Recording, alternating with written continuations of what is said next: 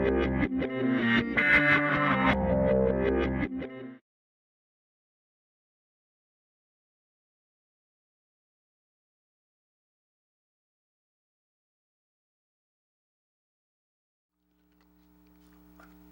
I first came to Los Angeles, heads, hands, and feet, Ernie Ball and his son Sterling had heard our record on the radio, and they were quite tickled to discover there was this English band playing country music. So they came to a couple of gigs, and we became really firm friends. You know, we went down to their factory, which was down in Newport Beach at the time, and really became good friends of the family, sleeping on the couch down there and whatever, you know. And so, you know, and we've had a long association ever since. This was like 71, maybe 71. And of course, I haven't had to buy any strings since, which has been pretty handy. Sterling's been a great friend, I must say. You know, back in the early '70s, his godfather Tom Walker started the Music Man company with Leo Fender. Leo was designing the guitars, and Tom did the amps. So I was one of the first to get, you know, the amps that came off the line there. You know, every time they had a new amp, I had one. You know, so I think I've got about 15 of them now, all different shapes and sizes. You know. And really good amps, and they still work. You know, they're 30-odd years old, and they're still fantastic amps. You know, I didn't particularly like the guitars that Leo was making, so I stuck to my Telecaster at the time. You know, but he went off. He and Tom split up, and Leo went off to start GNL.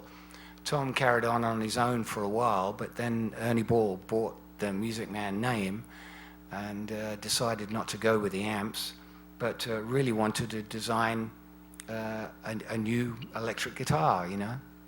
And like being one of the family, I kind of put in my 2 cents with what I'd liked in a guitar, you know. And Steve Morse was around at the time, and Dudley Gimple was the main designer, you know. And the first guitar they came out with was the Silhouette, which I just fell in love with. I took that on the road with the Everly Brothers, and it just worked perfectly for the kind of gigs I was doing, you know. So I played the Silhouette for a couple of years, and then Sterling called me one day. He said, I've got a guitar that you'll like. We just made some prototypes, and it looked very much like this. And we were playing a gig together, you know, so I showed up, and he opened the case up and he said, "What do you think of that?" I said, "I like that. It's kind of wacky and, you know, a bit different, you know." So he said, "Oh, okay, it's yours," you know. So he gave it to me, and I think he regretted it for a little while there, because it became my #1 guitar, and it wasn't the guitar that they were actually selling, you know. So, but you know, I just fell in love with this thing, you know. But he. You know, we toyed with the idea there for a few years. He said, "Well, maybe, you know, one day we might put your name on it." You know, and oh, great, whatever, you know. I was happy playing a guitar that nobody else had, that was made by a major company, you know. But so he got the production up. You know, he built a new factory, and then he was making guitars for Eddie Van Halen, and of course Eddie can sell a few more guitars than I can, so I had to wait, you know. But eventually my guitar came out, and I've forgotten how many years it is now. It must be 12 years, 15 years now it's been out there. And I just love it, you know. It's been a really reliable guitars, you know. And I mean, they look like a short scale. I mean, it's a small body, but it's a regular scale, same as a Strat, I believe.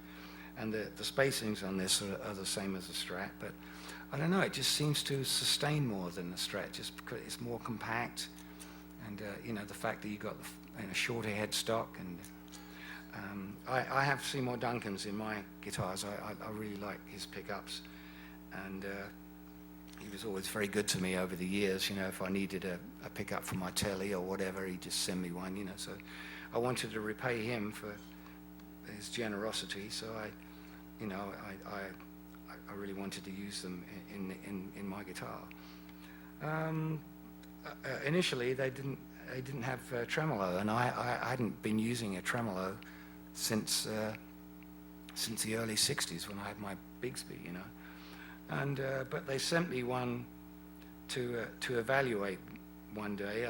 They had some other pickups that they wanted me to try, you know, and it had a tremolo on it. And I said, well, you know, I don't think the pickups are any better than the ones I've got, but can I keep the guitar? I like the tremolo, you know, and it's become a staple now. I really like it.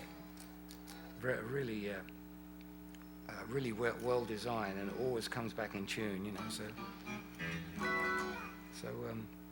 yeah, I feel very grateful I've got such a guitar, you know. They do.